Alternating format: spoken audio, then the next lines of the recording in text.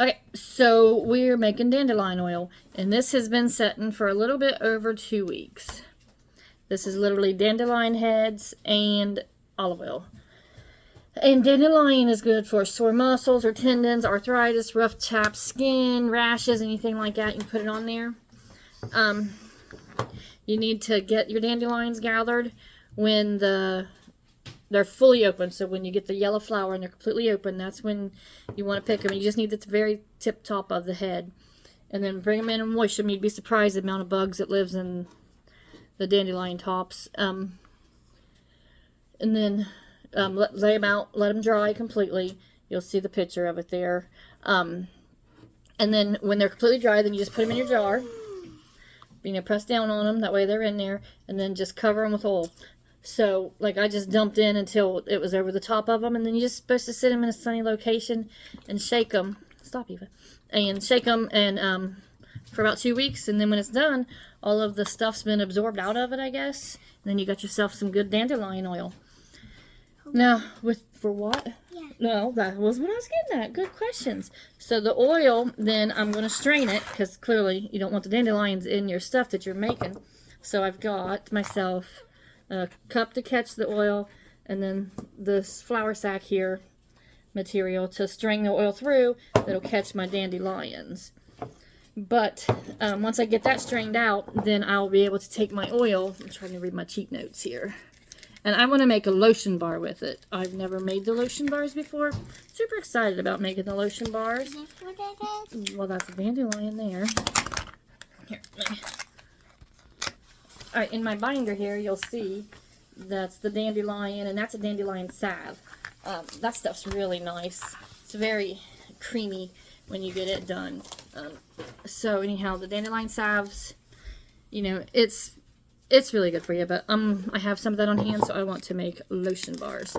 But the oil can be used for, let me see, skin moisturizers, chapped skin, eases achy muscles and joints. But so you just cut it, you strain it out, and then I'll get it from there. So let me get this strained out. Anyhow, here we go. Oh, I always put everything on too tight. Woman, hold still. Okay, so I'm just going to strain it right through this cloth here. I mean, olive oil is already yellow, but this is a real pretty. Oh, smell very pretty. Hoo-wee. Of course, now I just dropped it on my shirt, so that's going to leave a greasy stain. No, Yeah, it don't smell very pretty, does it?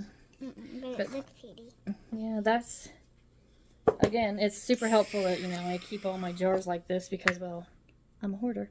But they come in super handy for this and for my drying herbs and stuff like that. So don't dismiss them jars immediately. And I want to get every drop I can. So, but this has been going for, it's actually been a little bit over 2 weeks. I said to watch it because it can be moldy. But, Mom, did you watch it? well, yeah, I've been keeping an eye on it. I've been shaking it. Didn't look moldy. And I'm just now getting time. Anyhow, that's how much oil I got out of that. Oop. 3/4 a cup almost so far. So I just want to gather up all this here oil, and then I have a pure dandelion oil that will go Mom, that will.